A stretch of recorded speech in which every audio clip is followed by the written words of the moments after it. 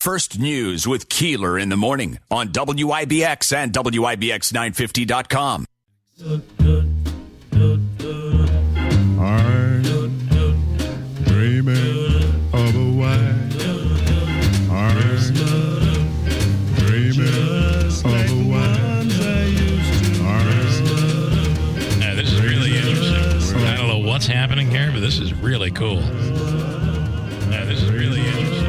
I don't know what's happening. It's looping over and over and over again. I love it. You have the YouTube up. I know. You have the YouTube up. I do know that.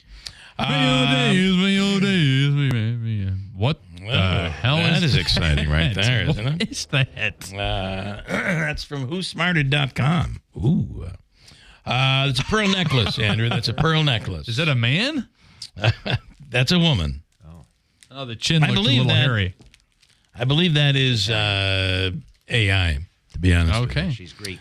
I'm just trying to get to the YouTube. She's no shave December. I have a bunch of comments to get to. I'm sorry, we are completely distracted and sound like horrific. In studio right now is Father Sean O'Brien. Father, good morning. I've got my Hershey's chocolate bar, and I've got coffee that you provided. I appreciate it. Thank you very much. I do love the Hershey's with nuts. Yeah, I can't have the nuts. You can't. Don't. Diverticulitis. Ooh, that's a brutal thing from what I heard. The advertising on this coffee cup, I'm probably not allowed to mention on the air, but as a priest, it's a product I'll never use. What is the product? Okay. That's funny. We're allowing you to break the rules, you know. No, I'm good. Yeah.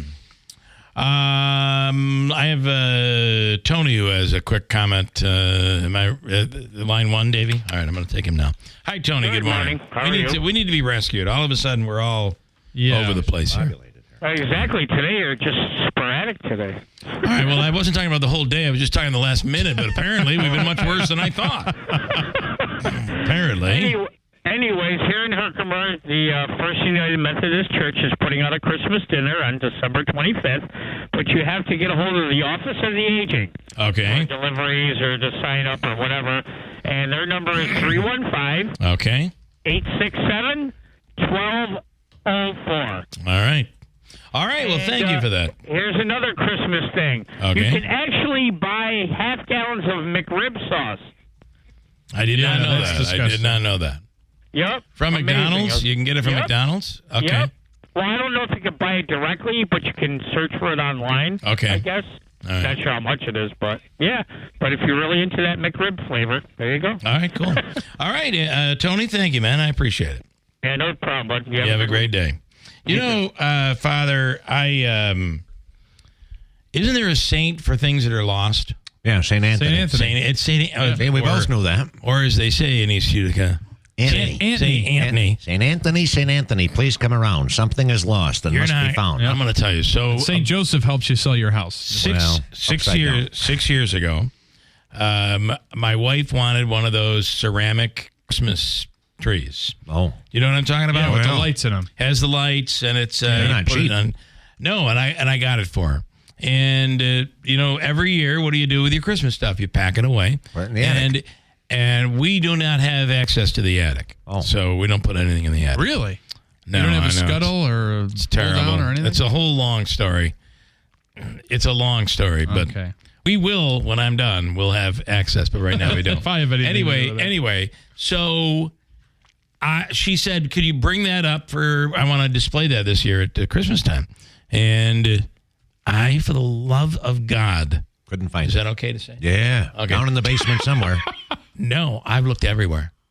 I even have one of these high-intensity flashlights that will show every speck of dust, everything. Cannot find this thing anywhere. Well, it'll come when you're not looking for it. I'm wondering if maybe we just threw it out and went away with maybe a box, just threw stuff out. By accident. Yeah. Hey, kids, there's a bunch of stuff in the parlor. Make sure you throw everything out, all the garbage, and it got thrown out. But it is incredible how sometimes those things come up missing. And they, by the way, are not, a lot of people would make them at like ceramics class, but they're not cheap. No. At all. And older ones are quite collectible. So what do you, you'll have midnight mass coming up. We have a 5 o'clock mass with the children's pageant. And I like it because you can never have enough angels and you can never have enough shepherds. Yeah, So all the kids get involved, And then midnight mass at midnight. For those in Rome who are listening, who may be coming, it's not at 10. It's at midnight. It is at midnight. That's why it's called midnight mass. Hello. Yeah.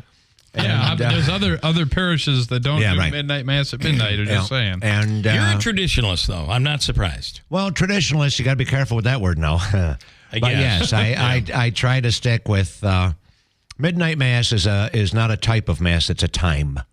Yeah. And I don't know how long it'll go. Last year we only had about 200 people.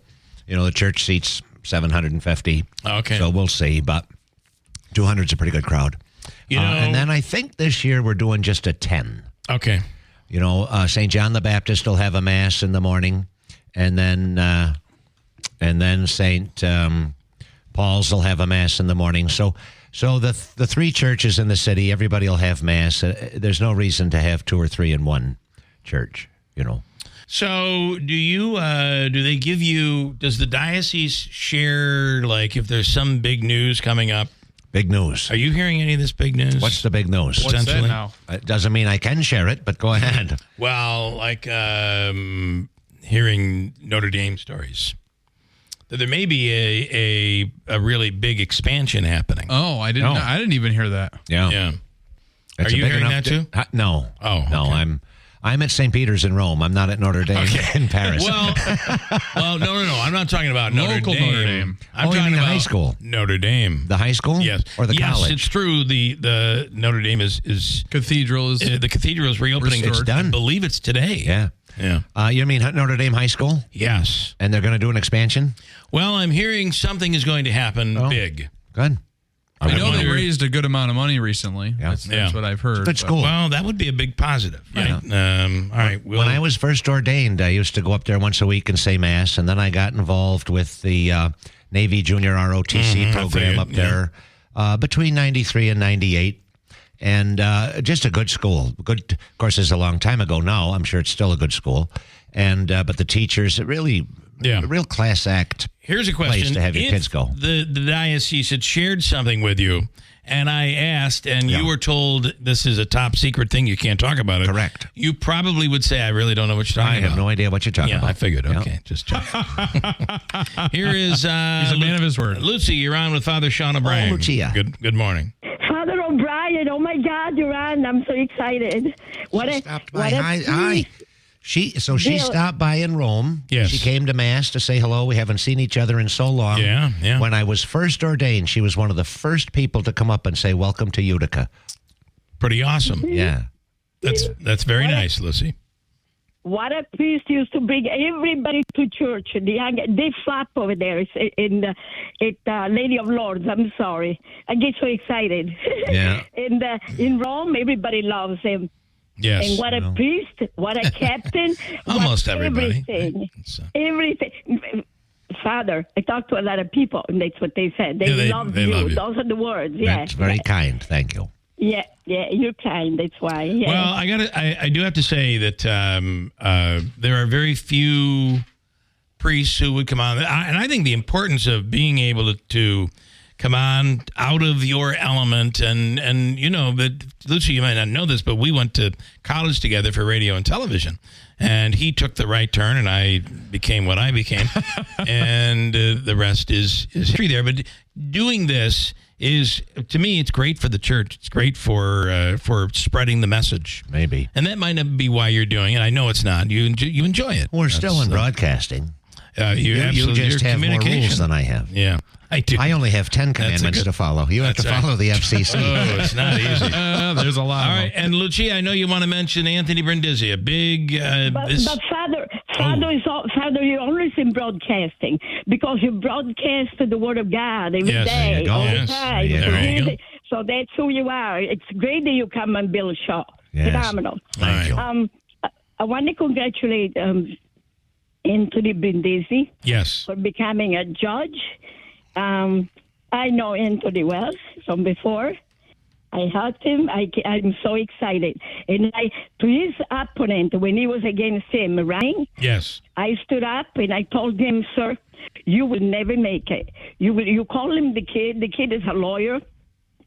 He's mad. I said he's going to win. He's the winner. I derailed the guy and knocked him down. You and did. this one, time and time and time. Yeah.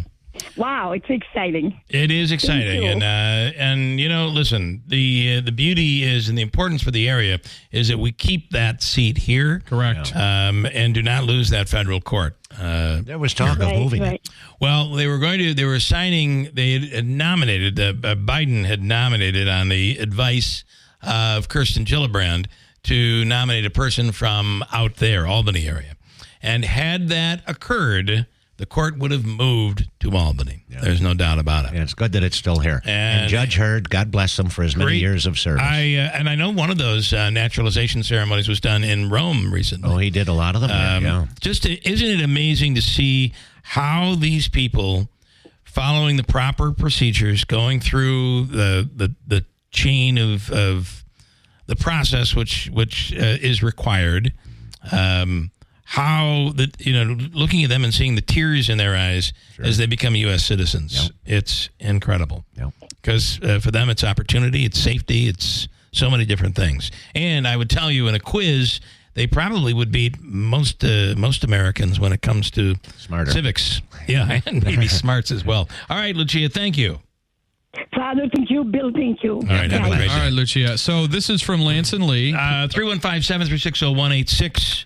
If you want to ask a question of Father Sean or pipe in. Lance and Lee asking, please ask your guest, what is the latest on the closing of churches in Rome? As they say, I've skin in the game since I was baptized at St. John's, confirmed at St. Paul's, and married at St. Peter's. Hopefully St. Peter's makes the cut. Yeah, well, you got them all covered, the whole city of Rome.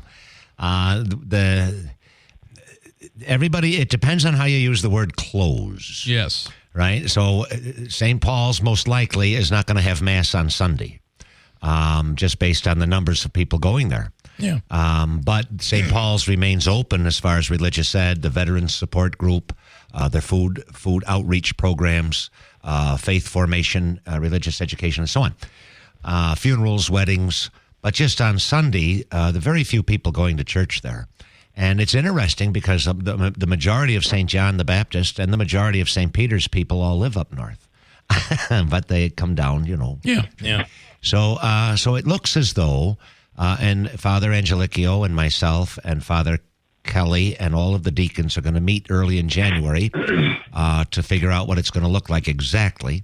But it looks as though we're going to have Mass in 4 places. We're going to be responsible for St. John's, St. Peter's, St. Leo's and Holland Patent, and St. Joseph's and Lee Center.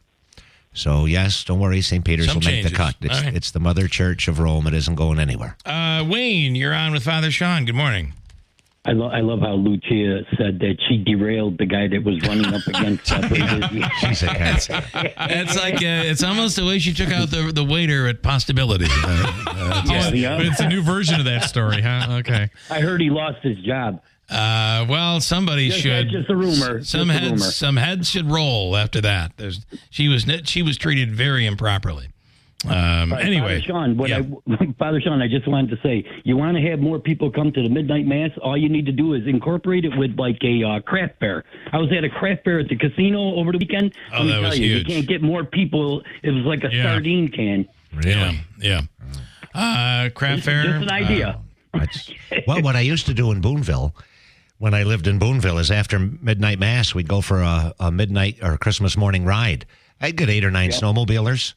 And we'd bring hot dogs and mustard and everything. Yeah. We'd build a bonfire at the Mahelko farm with their permission. Yeah, right. And I'd get a crowd at the midnight mass. I'll bet. Then we go snowmobiling after. That's pretty cool. Yeah. Okay, Wayne. Thanks, man. All right, you guys have a good Christmas. Did you get any beef jerky? I'm told they had the best beef jerky at that craft fair. I got some flavored jelly, like a jalapeno. Oh, that's good stuff. Jelly, but they're going to be at New York Mills this week. The people that were there, a lot of them are going to be at the New York Mills crash show. So, all right, have a good weekend. All right, thanks, Wayne. Rest of the week.